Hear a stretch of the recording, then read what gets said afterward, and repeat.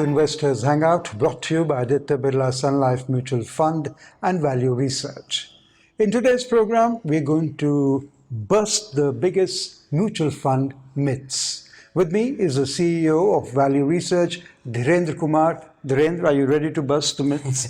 Yes, there are common myths prevailed for many years. I'm sure there are many, but we'll concentrate on a few today. I'm all set. Okay. And that is what, Value Research has been doing for all these years. It all started by busting the myths in terms of those days, early 90s. It all started with mutual funds used to trade at a huge premium to their NAV, the NAV of a fund, because early 90s, mutual funds were only closed-end funds and equity funds. So the NAV will be 10 or 15 or 20 rupee, and they used to trade at 50 rupee, 100 rupee, 150 rupee.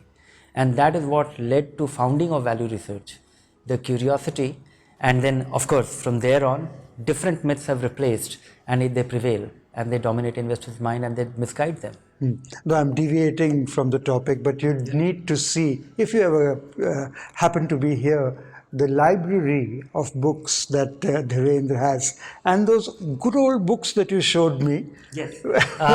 Yeah, we have a very rich, it's a body of knowledge in terms of, and also a repository of history, because we have been at it for nearly 29 years now. And these 29 years, when every day you come to work and ask about what is going on in the markets, in the investments, in the mutual funds, what fund managers are doing. So, you keep noticing that. And because our work amounted to documenting it, commenting about it, so that itself has become a very good history. So since Dhiren mentioned about the genesis, so we went into the library bit. And now, because of that, because of the huge experience that Dhirendra has, the psychographics of a people become very important. More often than not, Dhirendra, we think that if it's a quality thing, then I'll pay a higher price, right? So that's the myth I want you to tell us about, that when it comes to new fund offers, lower NAV is being sought. Yes, this is one of the biggest myths, and it's very hard to demystify it because, in all walks of life, low price is good, cheap, better, or low quality also in many cases. But in case of mutual fund, it doesn't matter. It's just a function of time. New funds start at 10 rupee face value, that is the convention. But price is what you pay and value is what you get. So mutual funds, more of a marketing technique rather than anything else. It is not a marketing technique; it's a compulsion. If a fund starts, it will start. It generally by convention it starts at 10. Okay. And earlier it was easy to sell. That some people, some intermediary used to say that you are getting it cheap at 10, other funds have already gone up to 50, 100, today we have funds NAV which has gone up to 1,000. So it's very easy for anybody to understand that, okay, 1,000 must be very expensive because I'm getting something at 10. But it doesn't matter. If you invest a lakh of rupees in a fund which is 10 rupee and a lakh of rupees in a fund which is 1,000 rupee, it entirely depends that how much does the fund appreciate. If both the funds, because fund is nothing but a derivation of all that it owns, the underlying investment, if they go up by 25%, your 10 rupee will become 12 rupee 50 paisa, and your 1,000 rupee, if it owns the same investments, it will become 1,250 rupee, and your money will it will have exactly the same impact. So it doesn't matter what the level of NAV is. NAV doesn't matter in case of mutual fund. It is just a function of age. So myth one that Dhirendra has tackled is that NAV of a fund does not matter. Level of NAV, yes. Level of NAV fund does not matter. Don't get put out by something is at 1,000 rupees, something is at 500. So the job is done. It's over. It can't go beyond this. It's not so, because it's entirely a function of what it holds what it holds as investments. How will the underlying will do. Moving on, more often than not, again, Dhirendra, it is like, जब दूसरा fund 10% ज़्यादा दे रहा है, तो मैं वहीं जाऊँगा. So we chase the returns. Yes. So is that good, bad, or is it okay? It's not a matter of being good or bad, just that this is something which is very deeply embedded. It's a psychology. So let me phrase it properly for our viewers, that we believe in chasing returns, and we even switch funds proactively so that we benefit. Yes, one should switch investments if the investment that you made and you find superior alternatives to it. Okay. But superior alternatives may not necessarily be, because the biggest problem is that when investors chase recent past performance, you look at last 3 months, look at last 1 year return, and you say that where I have invested is not doing as well, but elsewhere something is doing much better, and that time frame might be quite misleading, because the funds which don't do well, they don't do well for a reason. And the funds which actually do very well or exceptionally well in a certain time period may be doing it for a reason. They might be assuming greater risk. They might have a concentrated strategy, or they might be, a limited kind of fund, or a sector fund which is focused on something very narrow. So there will always be a moderation. So understanding the reason why a fund investment is doing well and chasing recent past performance is investors' favorite pastime. We get, it's very understandable that, something which has done very well, something goes up by 40% in last 3 months, 4 months, you say, let me ride it also. Maybe, and normally it is to your great disadvantage, because something which has done exceptionally well in a brief period of time, mostly, not always, there could be an exception to it. It is an exceptional situation, right. And there is always a reversion to mean. Something which has gone up might not go up that sharply in immediate future, but then it becomes very easy for you to invest, because if you invested in something which is racing ahead, and if you are able to have even a brief ride of the same momentum, and after that it collapses, you are greatly disappointed, and normally that is the case. So chasing past performance, your starting point should not be a narrow set of numbers, looking at, coming to value research online, looking at a category return, sorting them by last 1 year return, looking at the best performing fund and investing in it because it has given 25% return, and you expect that. So should not an investor be aligning their risk appetite Oh, absolutely. That's the only way with to... the investment horizon? That's the only way to go. That's the only methodical way, because in the course of this hangout, you would have understood that we keep saying that aligning something to your attitude, your behavior, your risk tolerance is critical, because you will not be able to benefit from long-term investing in a market-linked investment if it is not aligned. As we keep saying that if you're investing for the first time, don't chase the best performers.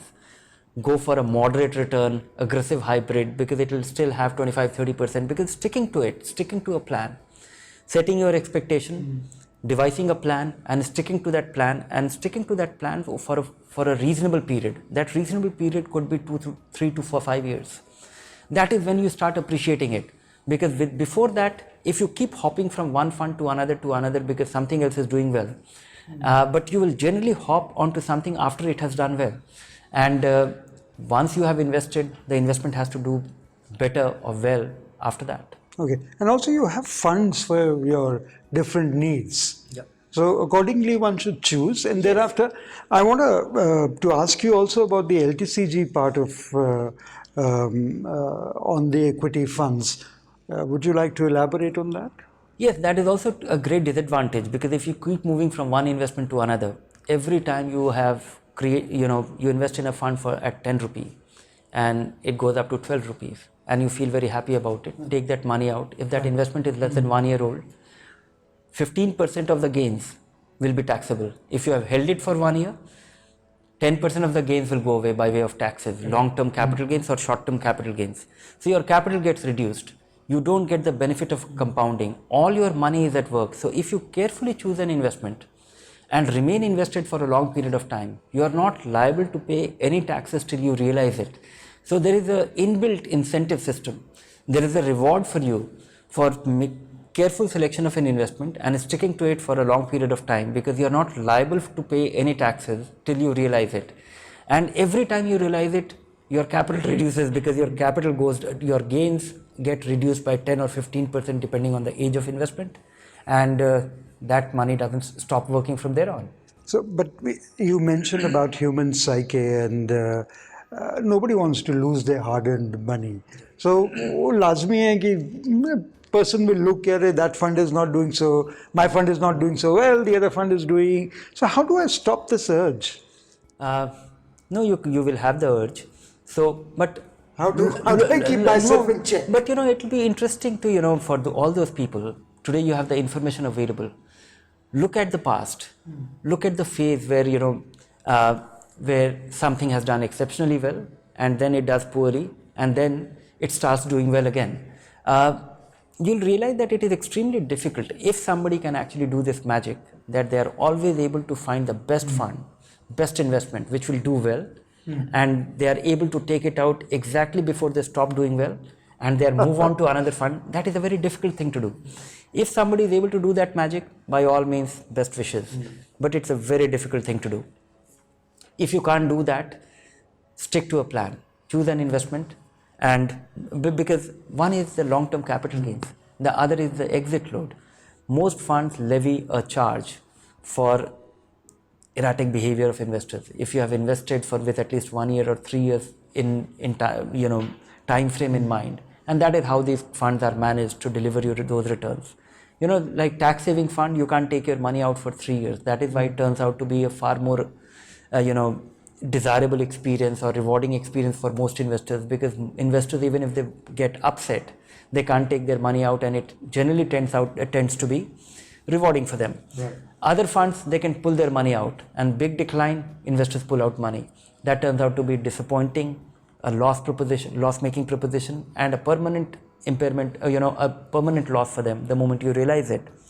So once you start appreciating the long-term rewards of investing in something which is generating superior return, but it comes with ups and downs, it takes time, it takes experience to appreciate that.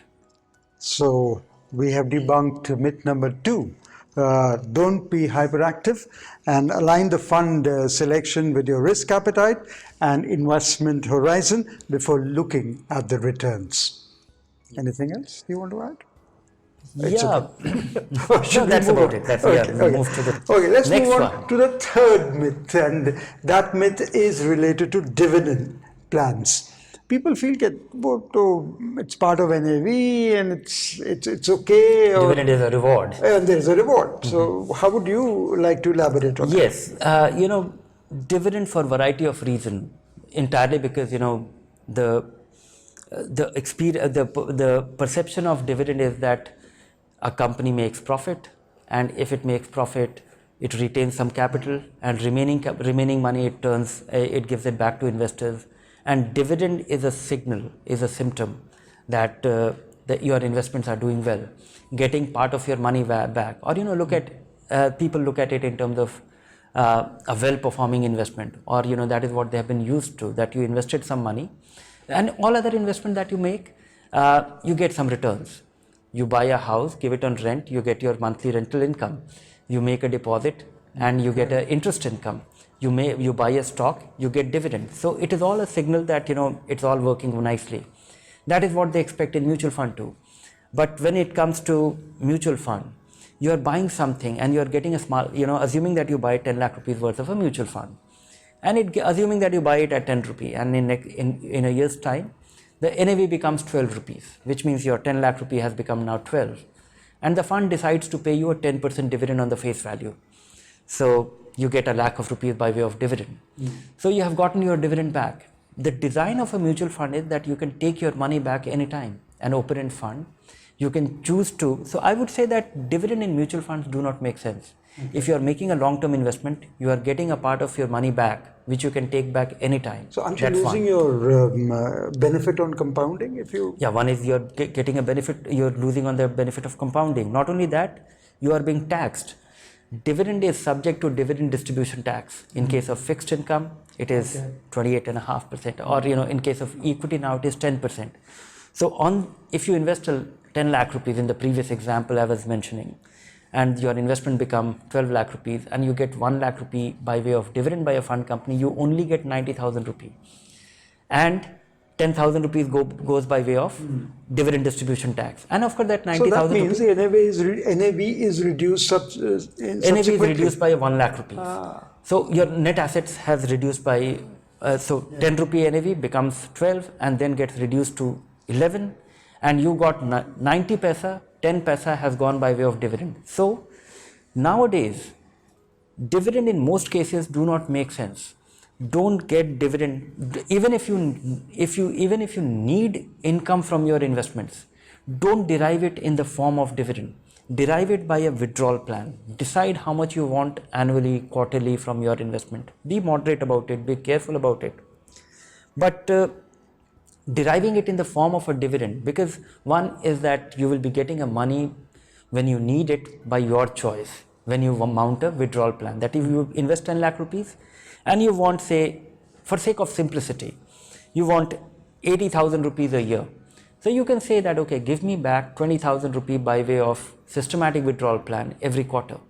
And that will be money at a quantum of your choice and time of your choice, which is not in case of dividend. It will be subject to fund company deciding to do that. It will be subject to dividend distribution tax, and your withdrawal will be far more tax efficient, because that is not subject to, and a good part of the withdrawal in the initial years will be your capital itself. So the long-term capital gains implication will mean that your tax rates will be far lower.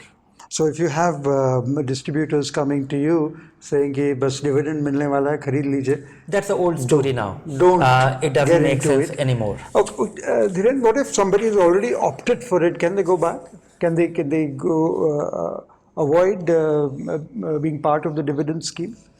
If somebody has already chosen to be invest in, or if somebody is invested in dividend plan, they need to act. They need to act, because if it's a long-term money and they don't need to be in the dividend plan, or they don't need the periodic income, but they just felt happy, and earlier there was no tax consequence. From 1st of February 2018, ever since the dividend distribution tax was clamped on equity fund, dividend is injurious. So you need to redeem your money or switch your money from a dividend plan to the growth plan, where all the money will accumulate and you can choose to derive the gains or returns or at the time and quantum of your choosing. So myth number 3, that it is not an additional Dividends income. don't make sense anymore. It's not an additional income.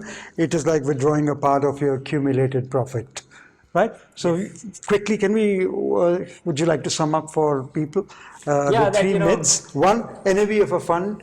NAV doesn't matter. Does not matter. Choose 2, a good fund, well-performing fund. Yeah. That is all that matters. 2, don't be hyperactive and align the fund selection with your risk appetite. Yeah. And third, dividend is not an additional income. It's like withdrawing from your own profit, accumulated profit.